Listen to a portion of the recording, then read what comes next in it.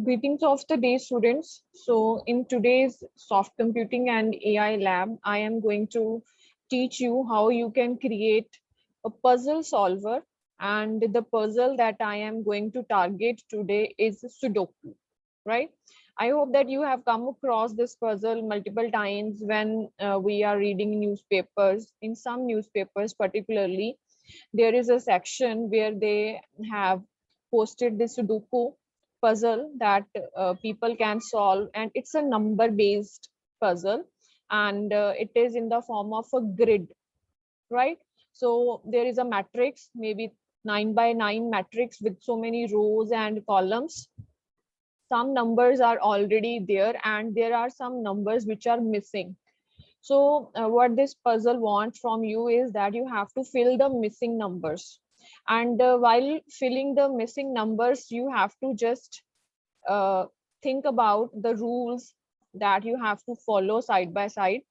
The very first rule is that whenever you are filling the elements in the row or column of a Sudoku, so you have to just consider that there should be no repetition.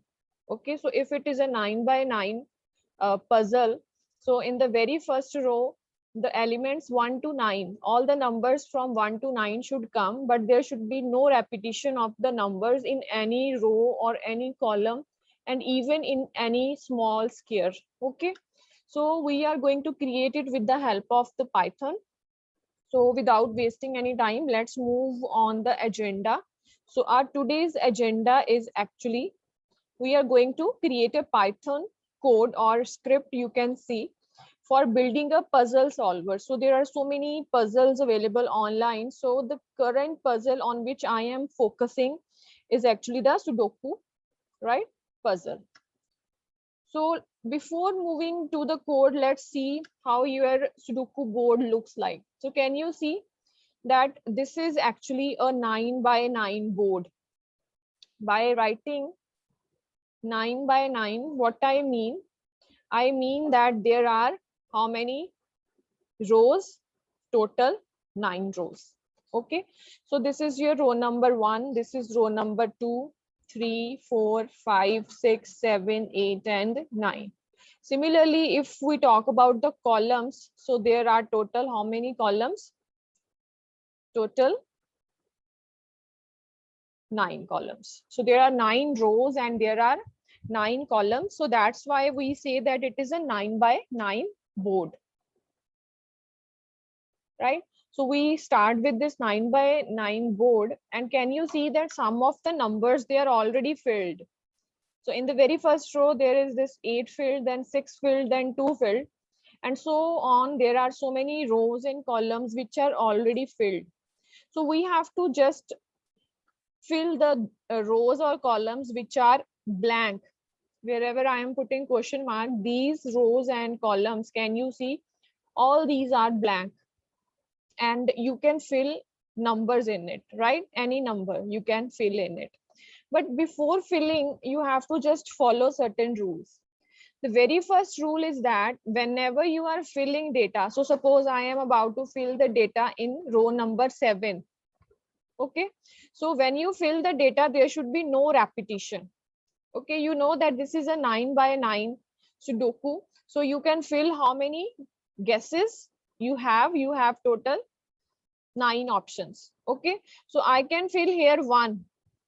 So suppose I start with 1, but I can't fill 1 here because 1 is already in the row, right? Even I have to check the row that there should be no more than 2 ones or 2s or 3s. Even the column should have no 1 in it. Okay, so if I am filling 1 here, it will be the violation of the rule because in the 7th row here 1 exists. Okay, then I can fill 2. So while I am filling it, I have to check that these rules should not be violated. The very first rule is that in the same row there should be no same guess filled already. Similarly, in the column also there should be no same guess filled. Also, there is one third rule. Third rule is that, can you see that your Sudoku is made up of sub squares also? This is one square, this is second square, this is third square. So it is made up of total how many squares? 9 squares. Okay, so if I am filling the values in this square and here I am filling 2, I have to consider that while filling the rest of the square, I can't repeat 2. So this is also one rule I have to follow. Right? So here if I'm filling 2, so the first rule is in the same row there cannot be any new 2, more 2, only 1 2 here. And also here in this column, you have filled 2 here, you can't fill 2 here, here and here. Not even in the rest of the columns, not in the rest of the rows. Okay, if you fill 2. Also, as this 2 is in this subsquare, so you have filled 2 here, you can't fill it here, here and here. Okay, so these are the 3 rules that I have to follow while creating. So the very first thing is that we have to decide upon that how we can give the Sudoku board, how we can create the Sudoku board that we can pass to this program, and later on this program will fill it. Okay, so generally we work on the Sudoku boards that we have available on newspapers. There is a grid available. But if we are creating a program that is actually helping us to fill the board, it means we have to find a way to how to provide that board to your program. So can you see here where this if is there, where my cursor is moving, right? I have highlighted it. Okay, there is the board's name. What is the name of the board? It is example underscore board. Okay, so this is a variable. So actually it's not a variable, it is a list. Why it is a list? Can you see that this example underscore board is equals to, and then can you see I have started with the square brackets. If you remember that your list always starts with the square bracket and ends with the square bracket here. Okay, and it is not a single list, it is a list of lists. This is the outer list, this is the outer list, and it is made up of so many inner lists where every row is a list. Can you see this is the very first row?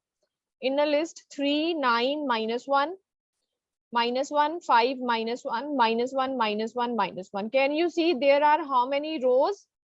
Total 1 2 3 4 5 6 7 8 9 rows if you count them in the vertical direction. So there are, sorry, horizontal direction. So there are how many rows? So this is one row, right? And it has how many elements in it? Total 9 elements. Similarly, this is the second row, this is the third row, right? And after that, this is the fourth, fifth, and last one is sixth. After that, there is seventh, eighth, and ninth. So there are 9 rows, and in each row there are 9 elements. So automatically there are 9 rows and 9 columns. Okay. Now, if you look at this Sudoku example board, so can you see that there are numbers? 3 is a number, 9 is a number, 5 is a number. There are numbers, positive numbers. But other than the positive numbers, there are some negative ones also. Okay, so here is -1. There are so many -1. So what -1 actually is representing? So -1 is representing a blank space. Okay, you know that for the board you have some filled values like this 5 1 9, all the positive values, these are the already filled values.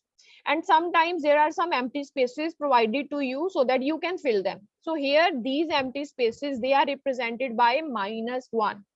Okay, you can choose any other way. You can represent them by 0, you can represent them by some symbol like star, but here I am representing all the blank spaces with -1. So these -1 spaces I have to fill.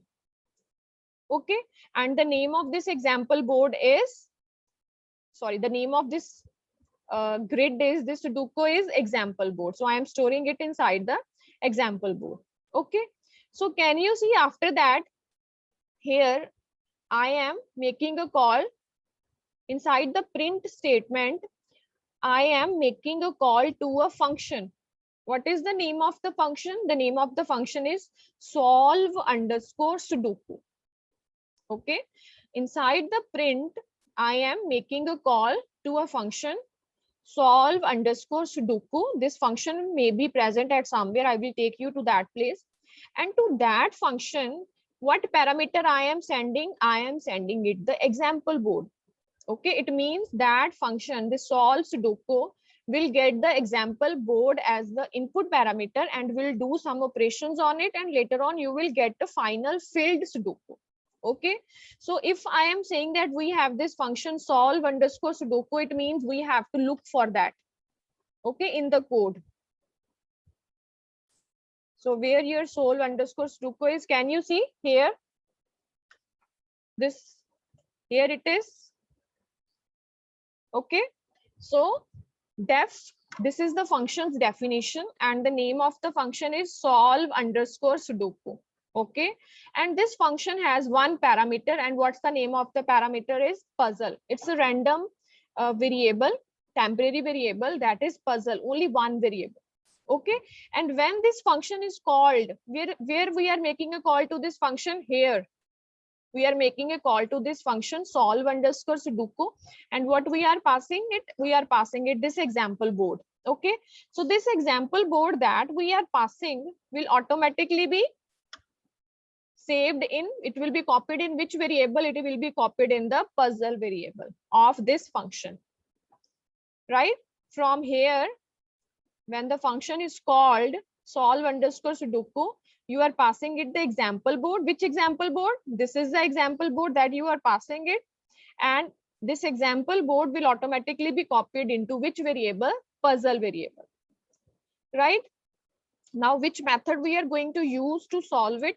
You can see here that there is a well-defined documentation, notes available, that we are going to solve this Sudoku by using backtracking method. Okay, and our puzzle, this puzzle that we get, that Sudoku board that we get, it is a list of lists that I already explained, where each inner list is a row, right? So every inner list, can you see this is one inner list? It is a row of your Sudoku. This is the second inner list. It is also a row of your Sudoku. So every inner list is a row, right? It will return whether a solution exists. It will tell you, this particular function will tell you that if a solution is existing for that Sudoku or not. If it is existing, it will show you the solution. Okay, and it will slowly fill the puzzle and will finally take you to the final solution, right? Slowly it will fill it, and at the end you will get the final solution only if the solution exists, right? So if you want to start filling the Sudoku, how to start? What will be the very first step? So suppose that you have a newspaper in front of you that has that Sudoku grid on it, and you start filling it. So first of all, from where you always start? So you always start by looking for the empty space that you have to fill, right? So you look at the blank spaces. Okay, I will fill this blank space, or I will fill that blank space. But in that case, you are using your brain, right? But now we are coding it. It means we have to create a code that will actually help us to find the empty space. Okay, so can you see here inside this function solve underscore Sudoku, there is another function. What is the name of another function? Find next empty. Okay, to this find next empty, I am passing the puzzle, right? So what will be the use of this find next underscore empty function, to which I am passing my Sudoku board? Its purpose is to return me the empty row and column. So whatever it will return me, I will store the row in which variable? In the row variable, and column in which variable? Column variable, right?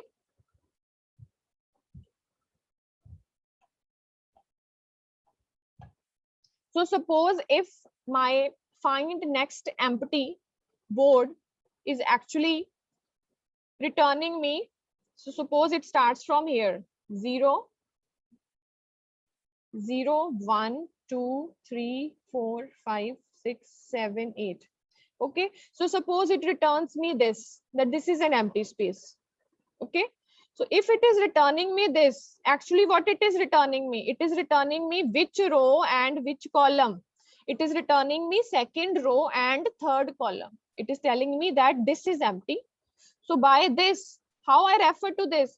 I refer to it by saying that second row and third column is empty. So it is returning me row 2 and column 3. So can you see that this find next underscore empty, to which I am passing the puzzle, it is after doing all the operations, whatever it is returning me, I am storing it in row and column, right? So what is this first step says that choose somewhere on the puzzle to make a guess. It means choose some place, some empty space on the board where you can make a guess. Okay, so this is the empty space. My guess will be 6 or my guess will be 7. But before making the guess, you have to look for that empty space. So if empty space is available, right? Suppose this is happening for the first time and there are lots of spaces. So it will return you some row and column. But if this is the last thing you have filled and everything is filled now, okay, so what will be the step 1.1? That if there's nowhere left, we are done, right? We are done with the puzzle, means we have already filled all the spaces, right? It means this row's value you are getting none. Okay, I will take you to this find next empty function. Okay, I will show you the code of this function. This function is either returning you a row or columns value only if that row and column is blank and empty. But suppose that all the rows and columns are already filled. In that case, this find next empty will return you what? It will return you nothing. It will return you none in the row. Okay, if that scenario comes, so we have to just tackle all the scenarios. So return if row is none. So suppose by chance this is the last thing we have filled, and now if row is none, then return true. So what does it mean? Return true means we are done with the Sudoku game. All possible empty spaces are now filled. So this is one option. One option is that you are running this function. It is giving you some row which is not none. It means there is a row available to fill. Other option is that you are running this function and it is returning you rows value none. It means all the rows are filled. So if it is none, this will run. Okay, so that's the rhyme. Now if this row becomes none, so this thing will run and it will return true. True means we will tackle it again, that everything is filled now. But if this row value is not none, what will happen? It means there is some row available, there is some column available that is empty. So what will happen? Now we have to make the guess. Now we have a available empty row. Now we have to start making the guess. What to fill there out of 1 to 10? So I'm writing 1 to 10. You know that in for loop, you always write 10, but it goes till 9 because it is 9 by 9 Sudoku. So you can fill any value at that empty space. Which value you can fill? From 1 till 9, right? These are the values that you can fill. So for guess, so now we are considering that our guess in range 1 to 10. It means the range will be 1 to 9. So if there is a place, so step 2 says that if there is a place to put a number, now we have a place where we can put a number. Now let's make a guess. Okay, what number to put? So we have the options, put any number from 1 to 9. So how to tackle that 1 to 9? So we are starting a for loop. So for guess in range 1 to 10. So first of all, this guess becomes 1. Then this guess becomes 2. Then this guess becomes 3. For every value, for 1, for 2, for 3, we will check that if that value is already existing or not. If not, fill it. But if it is already existing, so it is not a valid guess. Okay. So suppose we start it for guess in the range. In the beginning, it will be 1. Okay, suppose now check if this is a valid guess or not. So suppose it is 1. For loop has started and the first guess we make is 1. Okay, now we will check is it okay to put 1 over there or not? Is it valid to put 1 or not? When it will be valid? It will be valid only if in that row there is no 1, and in that column there is no 1, and in that particular square there is no other 1. Only then we will put it. So it means I have to check the validity of it. Okay, so to check the validity of it, we have one more function, is valid. So I will take you to the code of is valid also. I will take you to the code of find next empty also. But here it is mentioned that if is valid, to is valid, what you are sending? We are sending a puzzle, the whole puzzle. We are sending it the guess. We are sending it the row and column in which we want to fill our guess. Okay, so if puzzles row, if this is a valid guess, what will happen? Then place it at the spot on the puzzle. So suppose if is valid means it will return you true. What is written? If is valid, it means this function when runs, if the value is valid and you can fill, it will return you true. And if the value is not valid, this function will return you false, because this is an if, only runs if it is true. So if it is true, what will happen? It means that is a valid guess. So what will happen? Puzzles that row and column will be set equals to guess. It means guess will be assigned, your guess, suppose 1, will be assigned to puzzles that row and column.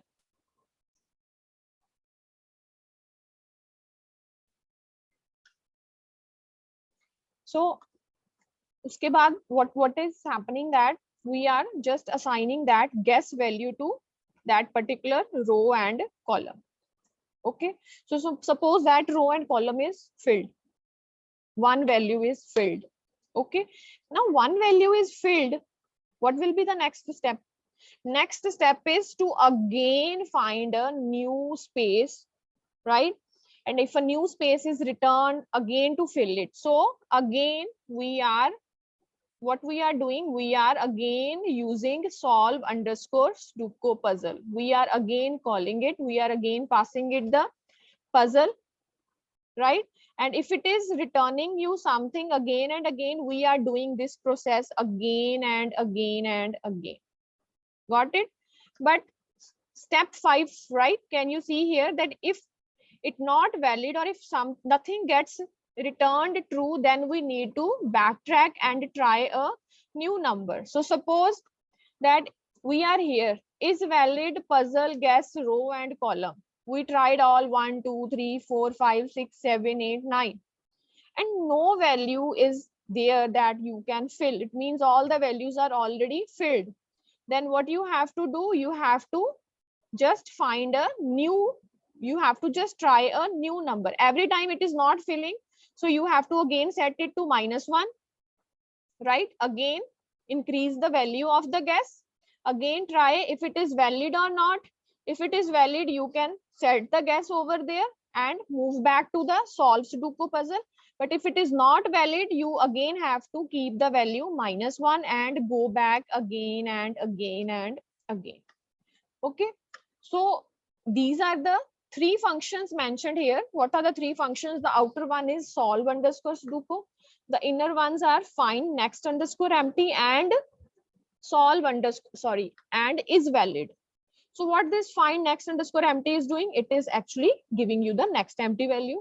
And what is valid is doing, is valid is telling you that whether it is a valid guess or not. Now let me take you to these functions. Okay, so can you see here, this is the find next empty here. And the description says that it will find the next row column on the puzzle that's not filled yet. It means find next empty is giving you that row and column which is not filled yet. It means it has -1 in it. Okay, or return row column, it will return you that row and column which is yet empty, or it will return you none. It will return you none only if all the rows and columns are already filled. There are 2 scenarios. One scenario is that it will give you some row and column that is still empty, or it will return you none. It means all are already filled. So how it is doing? So we are starting from, suppose there is a loop for r in range 9. So we are dealing with the rows here, And for C in range 9, we are dealing with the columns. We have to move in the rows also, and we have to move in the columns also. If puzzles any row, here is row, and puzzles any columns value is equals to -1. It is checking through the R stands for row and C stands for column. So these are two nested for loops. R is keeping a track of the row and C is keeping a track of the column, right? So if any row and column, at any row and columns value, it gets what? Equals to -1, it will return you that row and column. So where that row and column will go? That row and column will be assigned to this row and column, this value. These two rows and columns will get the value from there. Okay. And otherwise, this is one thing, that if the values are -1 is available. Okay. But if the value is not available, there is no -1 left, all are already filled. So what it will return? It will return none, comma, none. Why two none? First none for row and second none for column, right? And it is written here that if no spaces in the puzzle are empty, it means there is no -1. So it will return you none and none. Okay. So if there is no space valid, no space empty, so rows value is also none, columns value is also none. Okay. So what will happen?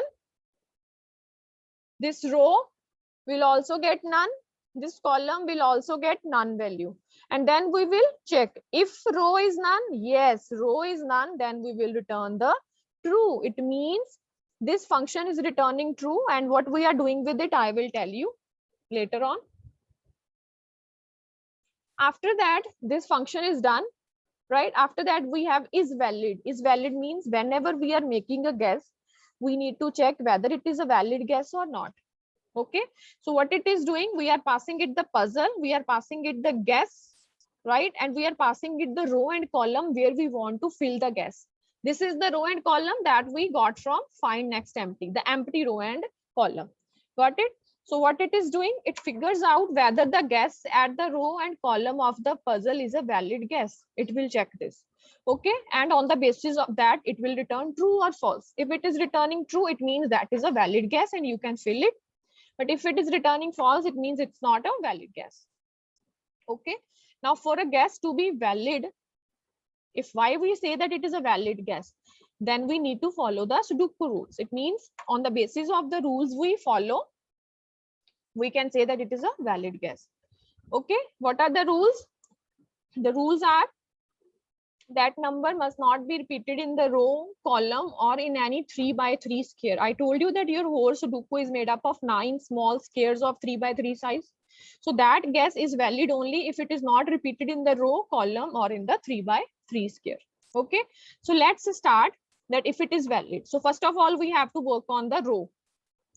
So whatever row we are focusing on, whatever row is available to us from this function, find next empty, whatever row it has sent to us that it is empty, all the values of that row I am going to take in which variable? Row underscore vals. It means whatever filled rows are there, whatever filled values in that row are there, I am taking all those filled values in which variable? Row underscore vals. Okay. Next I am checking if guess in row underscore vals, it means whatever guess I am making, is it already present in row underscore vals?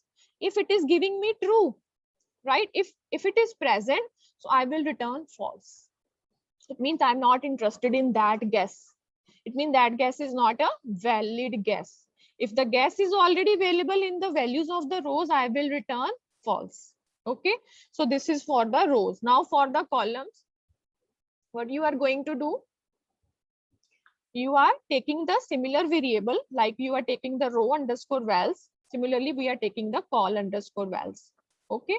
So for puzzles, that row, I row, and the column it is giving you, right?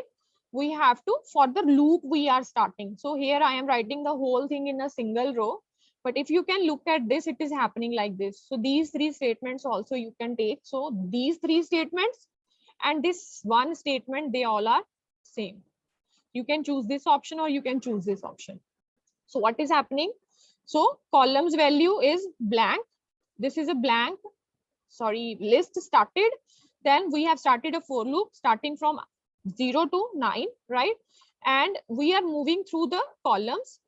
With that row and that column, every value I am filling in the call underscore vals.